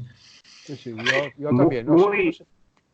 Muy interesante. Yo le veo una utilidad enorme a la hora incluso de hacer el diseño de una línea automática de recubrimientos, porque teniendo ya más o menos la idea bastante fehaciente, por otro lado, ¿no? Del ciclo que necesita y de cuánto te va a dar de resistencia, sobre todo si tiene clientes grandes, hombre, puede dimensionar, yo opino, tu línea en base a estos resultados preliminares que te da. Sí, claro. Emilio, Emilio, hoy día, buenas en tardes. una óptica, entre comillas, lean, hay muchas grandes empresas que encargan a sus proveedores de desarrollar totalmente el ciclo. A ellos no se meten en esto, no les interesa. Le dice, yo necesito esto, problema tuvo desarrollarlo. ¿Vale? Sí. Y entonces, también para ello es una ayuda importante porque en vez de tener que emplear meses o semanas, tampoco siempre todo difícil, ¿no? Semanas en codificar un ciclo que sea interesante, lo pueden hacer mucho más rápido. Sí. Todo lo que es información preliminar va a ayudar. ¿Quién diseña la instalación de pintura? ¿Quién formula el ciclo? Y todo lo que son prácticamente involucrados en este proceso. Preguntamos a Emilio, Pablo, quería preguntar a Emilio su experiencia en este tipo de líneas, digamos. ¿Hay requerimiento de ciclos de pretratamiento complejos físicos y químicos? Sí, bueno, yo estoy de acuerdo con lo que comentaba Víctor Manuel. Quiero decir, los procesos no han crecido más muchas veces lo que es la parte del granallado, como decimos el chorreado, porque son procesos más costosos dentro o más lentos dentro de lo que es una fase de producción. Y evidentemente la inversión también le da un valor añadido a lo que es conceptual de la instalación. Estando de acuerdo con Víctor Manuel, el proceso, digamos, se ha minorizado dentro de algunos procesos que requieren sobre todo una parte del granallado y que sí que le dan, digamos, una ventaja en cuanto a que no tengas que incorporar, digamos, un proceso químico que te obliga también a poner una parte de un tratamiento de aguas. Entonces, hoy en algunos casos sí que estamos viendo que crece, digamos, esa demanda en cuanto a un proceso de granallado chorreado. evidentemente los procesos químicos son los, yo creo, no sé si estamos de acuerdo, Víctor, que son más rápidos o más productivos en cuanto a lo que sea también inversión de una línea en producción. No, indudablemente, por un lado, la vía, digamos, productiva, económica, que a través de un sistema automatizado donde tenemos un tratamiento que aporta una serie de protección sobre un sustrato, es algo que digamos, se engloba dentro de ese universo ideal de cuál debe ser un proceso controlado y un proceso totalmente heterogéneo.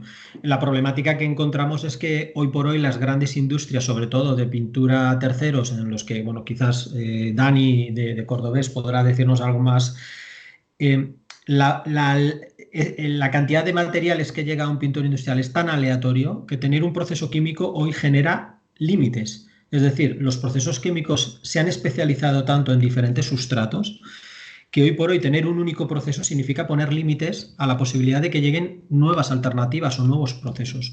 Las fosfataciones que históricamente se han venido utilizando, donde posteriormente sufrieron una evolución hacia los multimetal, enriquecíamos con zinc, con flúor, con otro tipo de elementos que permitían aplicarse también sobre aluminio, al final demostraron que los procesos básicos para aluminio daban muchísima mejor protección que la propia fosfatación diseñada para un proceso multimetal. Y al final pasaba galvanizado y si no subíamos la acidez no le hacía nada. Y si pasábamos un acero al tal, y al final los baños en casa de un pintor industrial eran como una noria, era como una montaña rusa, si me permite la expresión, ¿no? Hoy para arriba, mañana para abajo, hoy para arriba, mañana para abajo, generando una inestabilidad en esos baños que al final acabábamos teniendo un proceso muy poco controlable. El granallado, ¿qué nos permitía? El granallado al final elimino toda la superficie, me da igual el sustrato que sea, porque la elimino completamente, y posteriormente sí tenía alternativas, como podía ser la utilización de una imprimación líquida, que hacía las veces en parte de un tratamiento químico, posteriormente aplicaba una pintura, una capa, una segunda capa de acabado, incluso una tercera capa en acabados de ciclos líquidos. En polvo esto se ha minimizado a 1 o 2 manos máximo, pero al final el problema que teníamos con los químicos es que si hablábamos de un proceso para un fabricante específico de material específico, evidentemente hoy por hoy no tienen ningún tipo de rival. Pero el problema lo tenemos cuando empezamos a tratar en líneas donde llega material de diferentes naturalezas, procedencias, condiciones. Porque hablamos de acero como si todo el acero fuese igual, pero dentro del acero la aleatoriedad que existe de componentes y de formulaciones es tan grande que se ha demostrado que sobre un mismo tratamiento no se comporta de la misma forma sobre diferentes sustratos. Y esto, con los tratamientos mecánicos, lo eliminamos por completo. Y con esto no los defiendo respecto al químico, ¿eh? Hoy por hoy creo que un pintor industrial tiene que diseñar el proceso conforme a su nicho de mercado, conforme a su target y ver un poco qué es lo que quiere ofrecer y a dónde quiere ir. Por eso creo que es importante que las ingenierías, ese salto que se dio hace, pues en los años 2000, tú lo conoces bien, Emilio, donde ya en la ingeniería no vendía la instalación a todo el mundo por igual, porque tú veías las líneas y eran todas iguales. Ya empezamos a hablar de, oye, yo necesito esto, esto y esto, ¿qué me tienes que poner en mi línea? Ya empezamos a hablar de 4 etapas, ya empezamos a hablar de 5 etapas, empezamos a hablar del agua osmoltizada, empezamos a hablar del recirculado de agua. O sea, esa época que llegó desde los años 90, finales de los 90, justo hasta 2010, la evolución en los requerimientos técnicos ha ido ganando importancia. Ya no hablábamos de pintar, ya hablábamos de pintar y de este resultado. Y pintar este material con esta garantía. Y este material tiene que ir a este sector, con esta homologación. Por lo cual ahí las ingenierías formasteis un papel importante a la hora de diseñar procesos ya específicos para una línea determinada. Pero también es verdad, y tú lo sabes, que esas líneas que en un inicio se diseñaban para un proceso determinado, al año y medio, 2 años, estaba, o sea, habían perdido su importancia porque o habían evolucionado hacia otro campo o las prestaciones, especificaciones habían cambiado y todo esto había hecho que al final el resultado fuese totalmente diferente, ¿no? Entonces yo creo que había que buscar sistemas estables, sistemas robustos en el paso del tiempo, y creo que hoy por hoy el granallado, con diferentes sustratos, chorreado quizás ya ha quedado un poco más abandonado por el tema del recurso de la arena y demás, porque yo sí que me gustaría diferenciar entre chorreado y granallado. El chorreado está más orientado a la proyección de arena, de sustancias abrasivas, y el granallado va más hacia la utilización de granallas, ya sean metálicas, inorgánicas, sí, o de otro tipo, ¿no? Sí. Pero ahí en ese campo luego se generaron otros problemas, como pueda ser, bueno, pues la granalla, el reacondicionamiento de esa granalla, el mantenimiento de esa granalla, la contaminación, cómo limpiarla, cuándo la debo desechar, que es algo que la gente no lo dice nunca. La granalla tiene una eficacia excelente, pero ojo, si utilizamos granalla sucia para proyectar sobre superficies limpias, al final acabamos contaminando también esas superficies, O sea, cuidado, porque esto es un arma de doble filo. Ahí estás equivocado. ¿Perdón? Yo te digo como fabricante de instalaciones que estás equivocado. Las granallas, o bien todos sean férricos o no férricos, bien sean colindones o microesferas, dentro de las instalaciones que nosotros realizamos se reacondiciona esa granalla, se limpia, se clasifica y se vuelve a voltear para recuperarla, que es, digamos, como tú amortizas una instalación de granallado. No, pero no es lo que yo les he dicho, que hay que llevar un control de esa granalla y un mantenimiento, claro, que no todas las instalaciones se realizan. No. Pensé que me decía que estaba equivocado en la exposición. No, yo no pongo en duda ese tipo de gestión de granalla, al contrario. O sea, si la granalla se mantiene, se trabaja, se reacondiciona y se reutiliza, que es lo que he comentado, evidentemente el resultado siempre estará asegurado. Pero le puedo asegurar que yo he visto a mucha gente cogiendo con la pala del suelo la granalla utilizada y volviéndola a utilizar. O sea, es ahí a donde yo me refería, es a ese punto donde yo me refería, el hecho de utilizar granalla reutilizada y que no esté perfectamente tratada. O sea, que el tratamiento tiene su lado oscuro y el mundo de los tratamientos mecánicos también. Evidentemente, como usted bien ha dicho, si esa granalla está tratada y reacondicionada y pasa unos estándares de control que pueden realizarse a través de su instalación, como usted bien ha dicho, evidentemente se puede utilizar mientras físicamente esté disponible. O sea, en ese aspecto estamos de acuerdo. Depende del tipo de instalación que tienes. Si solo tienes un equipo de chorreado, pues no tienes prácticamente nada, tienes pocos medios. Una instalación muy completa, pues sí. Sí. Muy bien. Sí, estamos de acuerdo. Sí. Quería saber a este propósito si está Pedro Castillo, ¿cómo es la situación en las Américas, que tiene experiencia en Estados Unidos y también en México? ¿Qué tal, Máximo? Buenas tardes a todos ustedes. Muy buenas. Sí, Pedro, era esto. No sé si has escuchado, ¿no? Por ejemplo, en España y en Italia no se utilizan mucho los sistemas de tratamiento físico, y no sé cómo es la situación en Estados Unidos y en México. Bueno, yo creo que es en todo el mundo el eterno debate entre el tratamiento mecánico y el tratamiento químico. En todos lados se vive. Y hay muchas versiones, hay muchas teorías, pero a final de cuentas, cada producto es diferente, cada metal es diferente, y la aplicación final también. Si hemos visto empresas que prefieren mucho el tratamiento mecánico más que el químico, otros que prefieren el químico, y hay algunos que aplican ambos, por factor de seguridad, vamos a llamarlo así.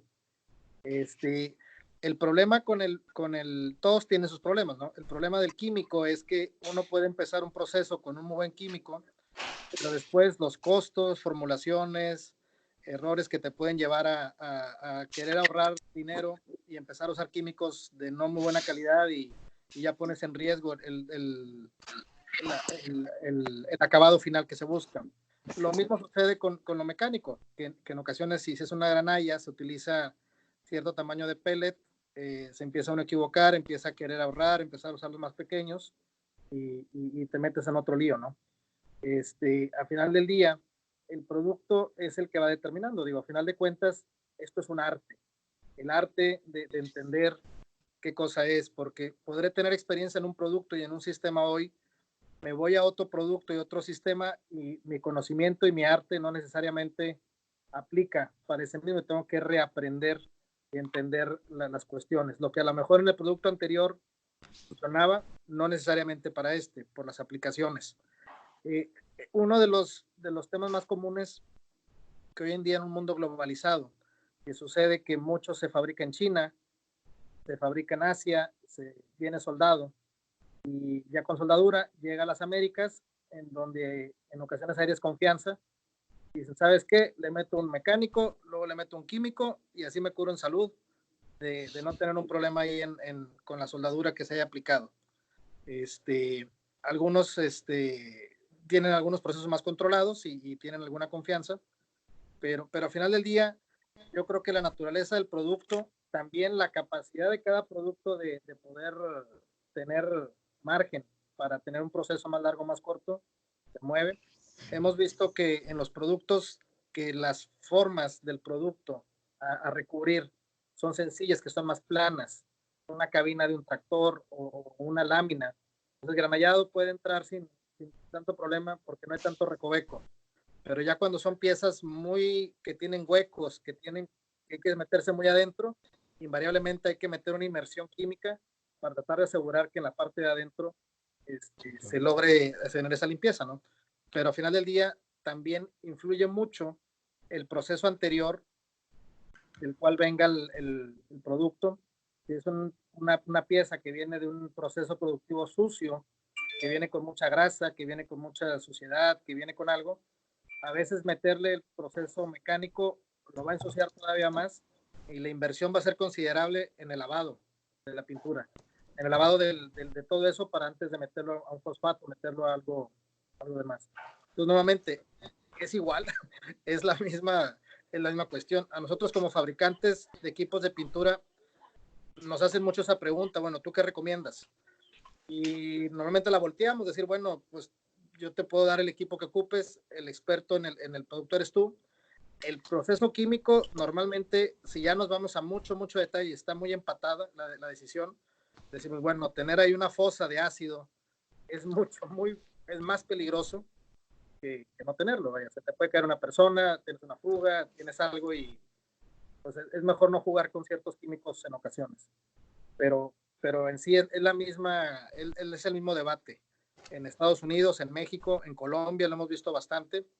Y pues bueno, al final del día, cada artesano con sus piezas es el que decide qué es lo que más puede tener.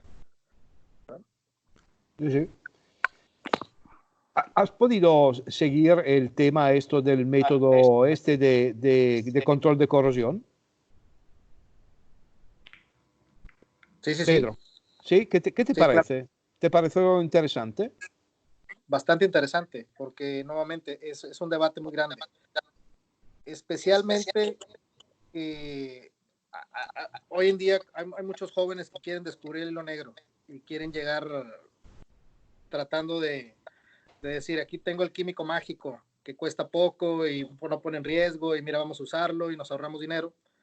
Y el detalle es que hay empresas escuchando y dicen, bueno, vamos a darle, ¿no?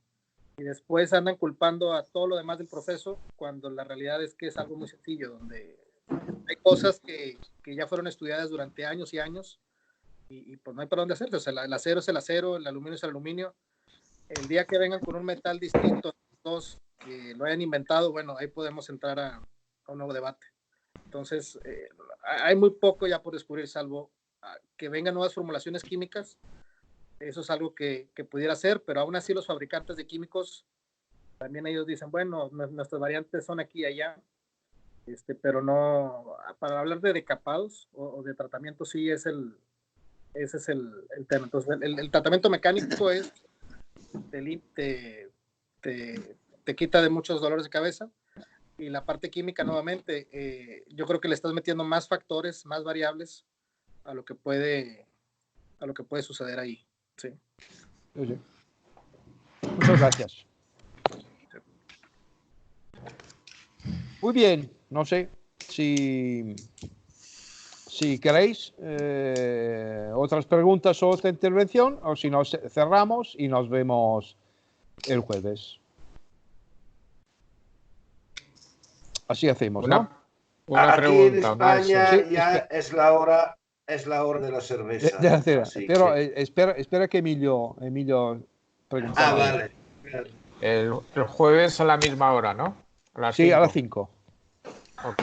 Correcto. Pues El jueves hablamos de, Víctor presentará el asunto de calidad y recubrimientos en polvo, y luego el martes de la semana siguiente con Pedro Castillo sobre pintura 4.0. muy bien. Fenomenal. Nos vemos entonces. Perfecto, muy bien, Un muchas saludo. gracias. Gracias a Gracias a vosotros. todos. Buen trabajo. Gracias a todos. Buen trabajo, Chao, Máximo. Gracias. Chao, Chao. chao, chao.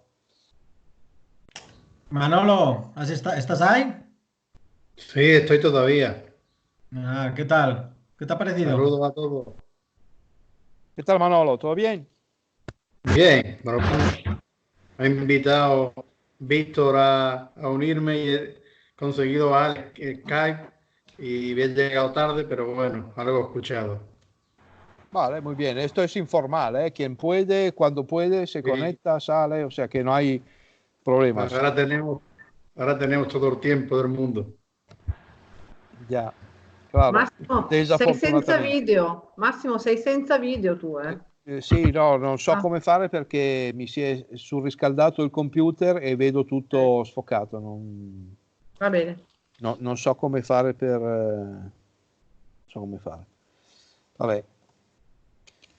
Nada, me dice Giovanna que no se me ve. Es que se ha sobrecalentado el ordenador. He abierto también la ventana para intentar... y nada. Está a 2000 grados, o sea que que yo veo todo mal, que se mueve todo y evidentemente se ha apagado la cámara. Verás cuando llegue verano. Danilo, ¿cómo stai? Bene. Bene. Ah. Tutto bene, tutto bene. Tutto bene, grazie. Vai. E voi?